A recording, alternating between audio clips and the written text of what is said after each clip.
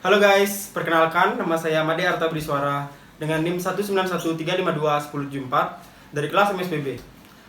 Di sini saya akan menjelaskan mengenai materi ekowisata yang sudah pernah disampaikan sebelumnya.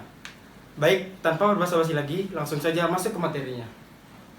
Baiklah, langsung saja kita masuk ke materi ekowisata. Jadi terdapat 6 materi ekowisata yang telah diberikan sebelumnya, yaitu yang pertama mengenai pengertian dan lingkup ekowisata, yang kedua mengenai klasifikasi ekowisata dan karakteristik sumber daya perairan, yang ketiga potensi sumber daya pesisir dan lautan, yang keempat potensi sumber daya danau, sungai dan estuari, yang kelima ekowisata konservasi, dan yang keenam prinsip ekowisata berkelanjutan. Baiklah, langsung saja kita masuk ke materi yang pertama, yaitu mengenai pengertian dan lingkup ekowisata. Pengertian ekowisata. Ekowisata atau ekoturisme merupakan salah satu kegiatan pariwisata yang berwawasan lingkungan dengan mengutamakan aspek konservasi alam, aspek pemberdayaan sosial budaya, ekonomi masyarakat lokal, serta aspek pembelajaran dan pendidikan. Terdapat 5 prinsip dalam ekowisata, yaitu yang pertama konservasi, yang kedua ekonomi, yang ketiga pendidikan, yang keempat wisata, dan yang kelima partisipasi masyarakat. Terdapat prinsip yang harus dipenuhi oleh kegiatan ekowisata, yaitu yang pertama memiliki kepedulian, tanggung jawab, dan komitmen terhadap pelestarian lingkungan. Yang kedua, pengembangan harus didasarkan atas musyawarah dan persetujuan masyarakat setempat. Yang ketiga, dapat memberikan manfaat kepada masyarakat setempat. Yang keempat, peka dan menghormati nilai-nilai sosial budaya dan tradisi keagamaan yang dianut masyarakat setempat. Yang kelima, memperhatikan peraturan perundangan di bidang lingkungan hidup. Selanjutnya ada faktor penyebab berkembangnya ekowisata, yaitu yang pertama ramah lingkungan, yang kedua community based, yang ketiga sensitif secara budaya, dan yang keempat viable secara ekonomi. Ramah lingkungan berarti dampak yang rendah, mendorong pembangunan ekonomi berkelanjutan, perlindungan landscape termasuk pemandangan alam dan ekosistem alami. Community based berarti membuka peluang kerja dan berusaha serta pembangunan ekonomi masyarakat lokal atau local community economic development. Sensitif secara budaya berarti terintegrasinya budaya lokal akibat aktivitas wisata yang berjalan yang akan memberikan manfaat terhadap wilayah akibat kunjungan. Viable secara ekonomi berarti memberikan manfaat finansial yang besar bagi pengelola dan masyarakat lokal. Selanjutnya ada 3 pilar sustainable tourism. Yang pertama ekologi, yang berarti konservasi, yang kedua ekonomi, yang berarti kesejahteraan masyarakat lokal, yang ketiga sosial budaya, yang berarti menghormati budaya dan tradisi lokal. Selanjutnya ada ciri dari mass tourism dan ekowisata. Ciri dari mass tourism yaitu pengembangan terpencar atau tidak terintegrasi, yang kedua menggunakan bangunan baru, berorientasi luar atau mengikuti tren yang sedang berlaku, menggunakan SDM dari luar kawasan wisata atau bahkan dari luar negeri, pembangunan bersifat ekonomis atau terlalu mengutamakan faktor ekonomi agar kawasan wisata dapat memberikan keuntungan sebesar-besarnya tanpa mempertimbangkan aspek lain. Kapasitasnya musiman, rintangan alam dihilangkan atau bahkan arsitekturnya modern. Selanjutnya ciri dari ekowisata yaitu koordinasi dengan perencanaan regional, pengembangan terintegrasi, reuse building, memberdayakan SDM sekitar kawasan wisata, pembangunan bersifat ekonomis, ekologis, dan sosial budaya, kapasitas rata-rata atau ada manajemen pengunjung, dan rintangan alam malah dijadikan atraksi. Baiklah, sekarang kita masuk ke materi yang kedua, yaitu mengenai klasifikasi ekowisata dan karakteristik sumber daya perairan. Jadi, klasifikasi wisata itu dibagi menjadi 3 menurut Van Deli, Meta, dan Yulianda, yaitu yang pertama wisata alam atau nature tourism, yang kedua wisata budaya atau cultural tourism, dan yang ketiga yaitu ecotourism, green tourism, atau alternative tourism. Yang pertama wisata alam atau nature tourism merupakan aktivitas wisata yang ditujukan pada pengalaman terhadap kondisi alam atau daya tarik panoramanya. Yang kedua, wisata budaya atau cultural tourism merupakan wisata dengan kekayaan budaya sebagai objek wisata dengan penekanan pada aspek pendidikan. Yang ketiga yaitu ecotourism, green tourism, atau alternative tourism merupakan wisata yang berorientasi pada lingkungan untuk menjembatani kepentingan perlindungan sumber daya alam atau lingkungan dan industri kepariwisataan. Selanjutnya ada 4 motivasi wisata menurut Mayo dan Jarvis tahun 1981. Yang pertama yaitu motivasi fisik, yaitu istirahat fisik, ikut olahraga, rekreasi pantai, hiburan yang membuat tubuh tidak tegang, dan pertimbangan kesehatan. Yang kedua, motivasi budaya, yaitu keinginan mengetahui negeri lain, misalnya seni, adat istiadat, tari, lukisan, dan agama. Yang ketiga, motivasi antar pribadi, yaitu keinginan bertemu dengan muka-muka baru, mengunjungi teman atau sanak saudara, melarikan diri dari kegiatan sehari-hari. Yang keempat yaitu motivasi status dan martabat, yaitu kebutuhan akan pengakuan, perhatian, penghargaan, dan reputasi. Selanjutnya ada potensi sumber daya perairan yang dibagi menjadi 3, yaitu sumber daya dapat pulih, sumber daya tidak pulih, dan jasa lingkungan. Yang termasuk ke dalam sumber daya dapat pulih yaitu perikanan tangkap, perikanan budidaya, mangrove, terumbu karang, lamun, rumput laut, dan lain-lain. Yang termasuk ke dalam sumber daya tidak pulih yaitu sumber daya mineral dan energi. Yang termasuk ke dalam jasa lingkungan yaitu pariwisata, transportasi, dan pembangkit listrik. Selanjutnya ada potensi sumber daya perairan di Indonesia yang dibagi menjadi 3, yaitu perikanan laut, objek dan daya tarik wisata. Yang dibagi lagi menjadi 3, yaitu objek wisata alam, objek wisata budaya, dan objek wisata buatan, dan wisata danau atau sungai. Selanjutnya ada ancaman terhadap sumber daya alam laut yang dibagi menjadi 2, yaitu faktor manusia dan faktor alam.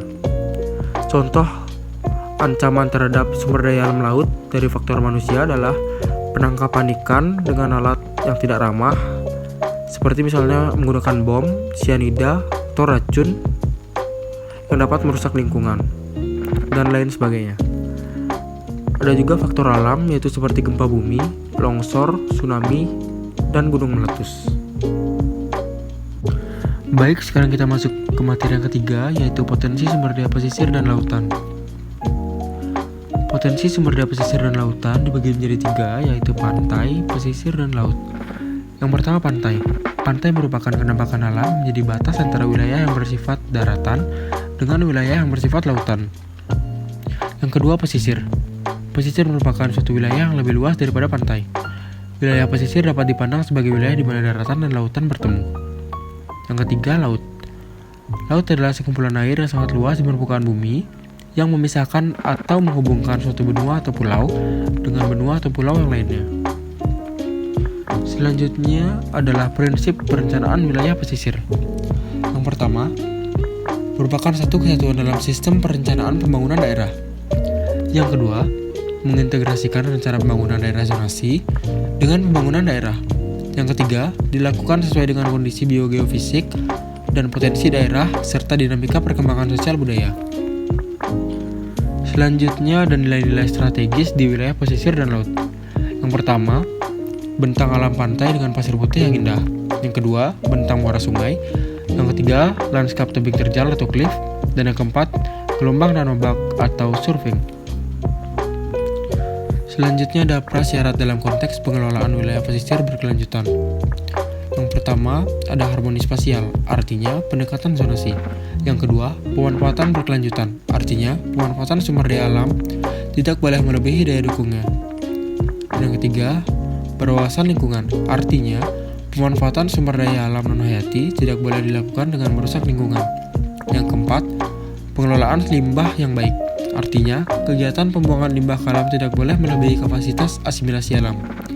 Yang kelima, desain dan konstruksi sesuai dengan alam, artinya konstruksi pembangunan di wilayah pesisir harus mempertimbangkan bentang alam. Selanjutnya yaitu potensi ekologi, ekonomi, dan sosial. Jadi dibagi menjadi 2, yaitu potensi sumber daya kelautan dan potensi sumber daya kawasan pesisir. Yang pertama, potensi sumber daya kelautan. 71% permukaan bumi adalah laut, yang dibatasi oleh iklim dan ekologinya. Laut mengatur iklim secara global sebagai penyerap panas, penampung CO2, dan mengatur iklim bagi kehidupan manusia. Yang kedua, potensi sumber daya kawasan pesisir. Wilayah pesisir adalah kawasan terjadinya pasang surut, terbentuknya vegetasi mangrove, terumbu karang, gelombang, dan estuari. Secara ekologi, wilayah pesisir meliputi zona intertidal dan supratidal. Semakin terkonsentrasinya aktivitas manusia di wilayah pesisir, telah membawa perubahan yang tidak bisa diprediksi sebelumnya, dan kecenderungan semakin meningkatnya dampak yang ditimbulkan. Selanjutnya yaitu potensi lingkungan pesisir dan laut. Yang pertama, daerah pesisir dan laut merupakan salah satu dari lingkungan perairan yang mudah terpengaruh dengan adanya buangan limbah dari darat. Yang kedua, wilayah ini bukan hanya merupakan sumber pangan dari usaha perikanan dan pertanian, tetapi merupakan lokasi sumber daya alam seperti mineral, gas, dan minyak bumi, serta pemandangan alam yang indah, yang dapat dimanfaatkan untuk kesejahteraan manusia. Perairan pesisir juga penting artinya sebagai alur pelayaran. Yang ketiga, di daratan pesisir berkembang permukiman manusia dan pengembangan industri. Yang keempat, lingkungan pesisir terdiri dari berbagai macam ekosistem yang berbeda kondisi dan sifatnya. Selanjutnya yaitu kerusakan lingkungan pesisir dan laut. Ini dibagi menjadi 3, yaitu pemanfaatan ganda, pemanfaatan tidak seimbang, dan pengaruh kegiatan manusia. Yang pertama, pemanfaatan ganda, yaitu penggunaan wilayah untuk pertanian, kehutanan, perikanan, alur pelayaran, rekreasi, permukiman, lokasi industri, dan tempat pembuangan sampah dan air limbah, sehingga konsep pemanfaatan ganda perlu memperhatikan keterpaduan dan keserasian untuk berbagai macam kegiatan. Yang kedua, pemanfaatan tidak seimbang. Akibat ketimpangan pola penyebaran penduduk yang disebabkan oleh perbedaan keadaan sumber daya wilayah pesisir Indonesia. Yang ketiga, pengaruh kegiatan manusia. Permukiman di sekitar pesisir menghasilkan pola penggunaan lahan dan air yang berkembang sejalan dengan tekanan dan tingkat pemanfaatan sesuai dengan keadaan lingkungan wilayah pesisir. Usaha budidaya ikan, penangkapan ikan, pembuatan garam, eksploitasi hutan rawa, pembuatan perahu, perdagangan dan industri merupakan tata ekonomi masyarakat pedesaan wilayah pesisir. Tekanan hidup yang besar sering mengakibatkan rusaknya lingkungan, pencemaran perairan oleh sisa rumah tangga, meluasnya erosi, kesehatan masyarakat yang memburuk, serta terganggunya ketertiban dan keamanan umum. Selanjutnya ada faktor pemicu kegagalan pengelolaan sumber daya alam dan lingkungan pesisir dan laut. Ini dibagi menjadi 3, yaitu yang pertama, kegagalan kebijakan yang menjadikan aspek lingkungan menjadi variabel minor.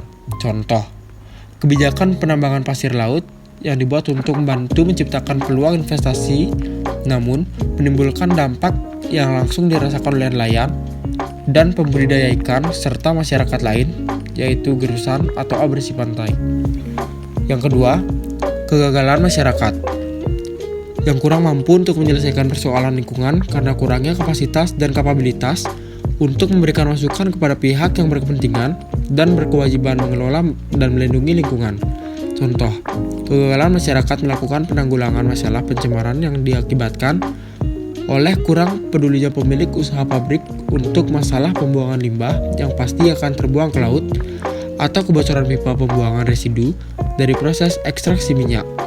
Yang ketiga, penanggulangan masalah lingkungan yang ada masih bersifat parsial dan kurang terkoordinasi.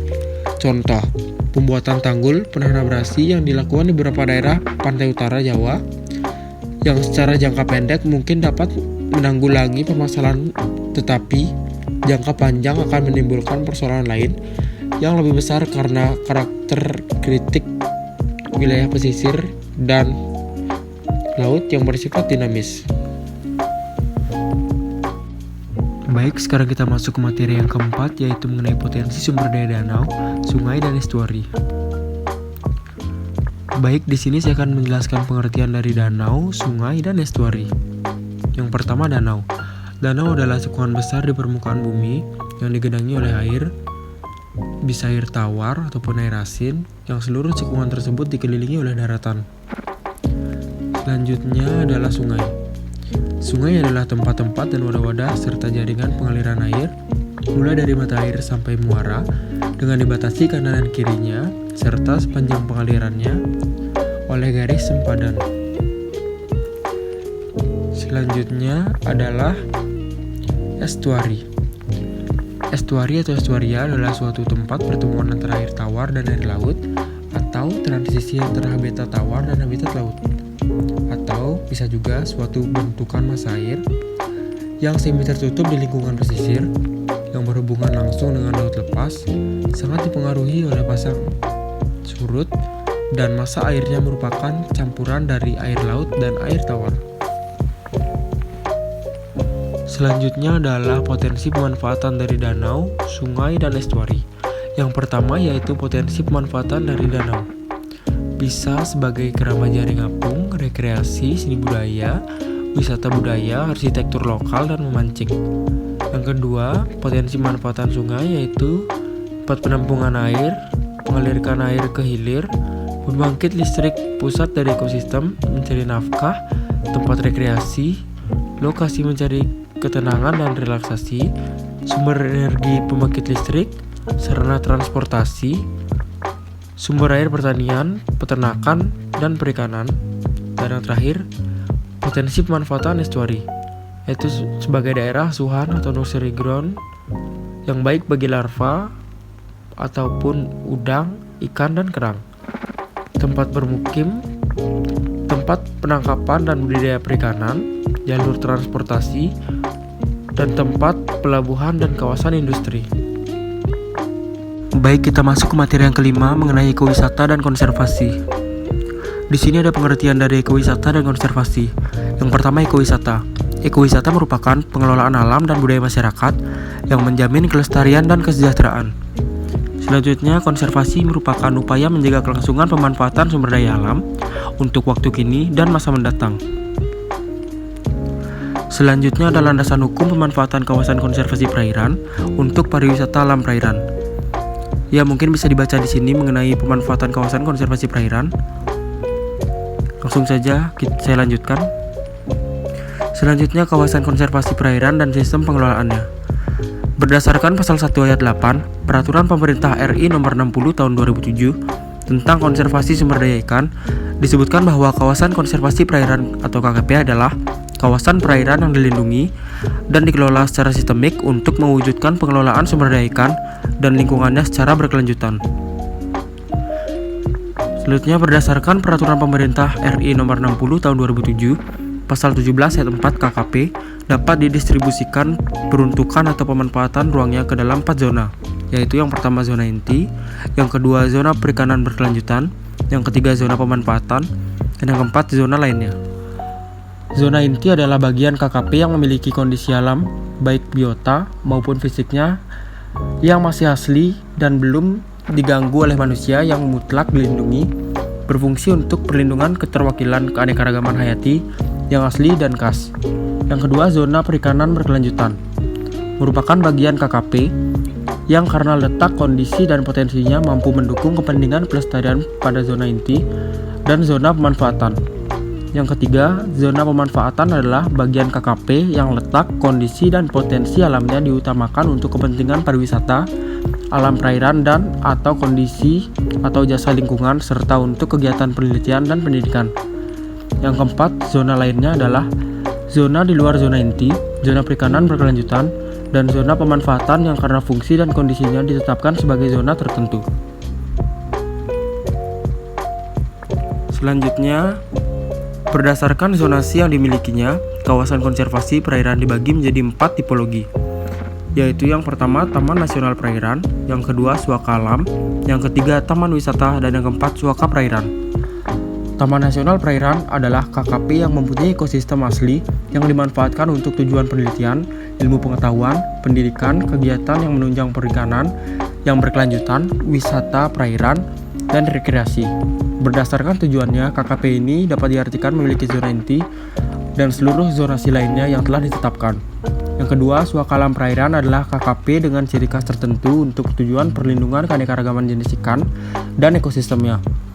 Berdasarkan tujuannya, KKP ini dapat diartikan setidaknya memiliki zona inti dan zona pemanfaatan yang terbatas untuk kegiatan penelitian dan pendidikan. Yang ketiga yaitu Taman Wisata Perairan, merupakan KKP dengan tujuan untuk dimanfaatkan bagi kepentingan wisata perairan dan rekreasi.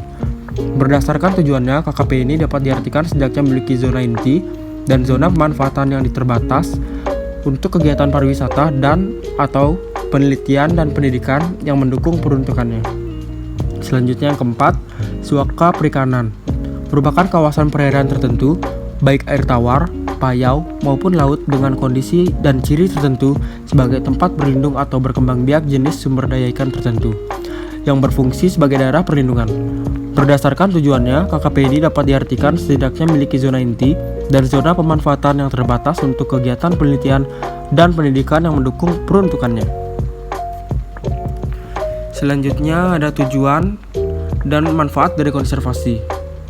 Yang pertama, tujuan.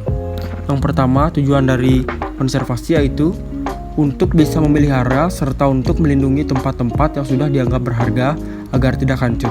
Yang kedua, untuk bisa menekankan kembali sehingga bisa memakai kembali pemakaian bangunan yang sudah lama yang sehingga tidak terlantar. Sebenarnya memiliki maksud apakah dengan menggunakan cara seperti ini bisa menghidupkan kembali fungsi dari bangunan yang sebelumnya dari bangunan tersebut, atau bisa juga mengganti suatu fungsi dari bangunan yang lama dengan fungsi yang baru yang memang diperlukan. Selanjutnya yang kedua yaitu untuk bisa melindungi benda-benda sejarah atau juga benda-benda zaman purbakala dari kehancuran dan kerusakan yang bisa diakibatkan oleh faktor alam, mikroorganisme dan juga kimiawi. Yang ketiga yaitu untuk bisa melindungi benda-benda cagar alam yang sudah dilakukan dengan secara langsung seperti membersihkannya, memelihara dan juga memperbaiki secara fisik maupun dengan cara langsung dari pengaruh berbagai macam faktor yang ada, misalnya seperti faktor lingkungan yang bisa merusak benda-benda itu. Selanjutnya manfaat dari konservasi yaitu yang pertama, untuk melindungi kekayaan ekosistem alam dan memelihara suatu proses-proses ekologi ataupun keseimbangan ekosistem dengan secara berkelanjutan. Yang kedua, untuk melindungi spesies flora dan fauna yang langka atau hampir punah. Yang ketiga, untuk melindungi ekosistem yang indah, menarik dan juga unik.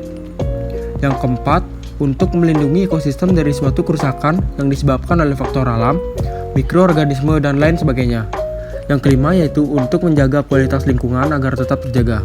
Yang keenam itu untuk mencegah suatu kerugian yang diakibatkan oleh suatu sistem penyangga kehidupan, misalnya kerusakan pada hutan lindung, daerah aliran sungai dan lain-lain. Kerusakan pada suatu lingkungan akan mengakibatkan bencana dan otomatis akan mengalami kerugian. Selanjutnya untuk mencegah suatu kerugian yang diakibatkan hilangnya sumber genetika yang terkandung pada suatu flora yang mengembangkan bahan pangan dan bahan untuk obat-obatan. Selanjutnya kita masuk ke materi yang keenam sekaligus materi yang terakhir mengenai prinsip ekowisata berkelanjutan. Terdapat 3 unsur kunci dalam mendefinisikan ekowisata sebagai salah satu bentuk wisata baru menurut Wever tahun 2001. Yang pertama yaitu fokus atraksi pada lingkungan alam atau kawasan spesifik. Yang kedua menekankan pada pembelajaran sebagai bentuk interaksi wisatawan dengan alam. Yang ketiga yaitu harus berkelanjutan. Terdapat 3 aspek dalam ekowisata berkelanjutan, yaitu yang pertama aspek lingkungan, yang kedua aspek sosial budaya, dan yang ketiga aspek ekonomi. Pembangunan berkelanjutan. Pembangunan yang berkelanjutan pada hakikatnya ditujukan untuk mencari pemerataan pembangunan antar generasi pada masa kini maupun masa mendatang. Pembangunan berkelanjutan bertujuan untuk meningkatkan kesejahteraan masyarakat untuk memenuhi kebutuhan dan aspirasi manusia, menurut Salim tahun 1990. Selanjutnya ada konsep keberlanjutan, yaitu yang pertama dimensi waktu, karena keberlanjutan tidak lain menyangkut apa yang akan terjadi di masa yang akan datang. Yang kedua, yaitu dimensi interaksi antar sistem ekonomi dan sistem sumber daya alam dan lingkungan. Selanjutnya ada aspek keberlanjutan menurut Pizzi tahun 1992. Keberlanjutan dari sisi statik diartikan sebagai pemanfaatan sumber daya alam terbarukan dengan laju teknologi yang konstan. Yang kedua, keberlanjutan dari sisi dinamik diartikan sebagai pemanfaatan sumber daya alam yang tidak terbarukan dengan tingkat teknologi yang terus berubah. Pembangunan keberlanjutan adalah pembangunan yang memenuhi kebutuhan generasi saat ini tanpa mengurangi kemampuan generasi mendatang untuk memenuhi kebutuhan mereka. Selanjutnya ada strategi pembangunan berkelanjutan, yaitu yang pertama pembangunan yang menjamin pemerataan dan keadilan sosial, yang kedua pembangunan yang menghargai keanekaragaman, yang ketiga pembangunan yang menggunakan pendekatan integratif, dan yang keempat pembangunan yang meminta perspektif jangka panjang. Selanjutnya ada pendekatan pembangunan berkelanjutan, yaitu yang pertama keberlanjutan ekologis, yang kedua keberlanjutan ekonomi, yang ketiga keberlanjutan sosial budaya, yang keempat keberlanjutan politik, dan yang kelima keberlanjutan pertahanan dan keamanan. Baiklah, sekian yang dapat saya sampaikan. Bila ada kesalahan, mohon dimaafkan. Saya tutup dengan Parma Santi. Om Santi Santi Santi Om.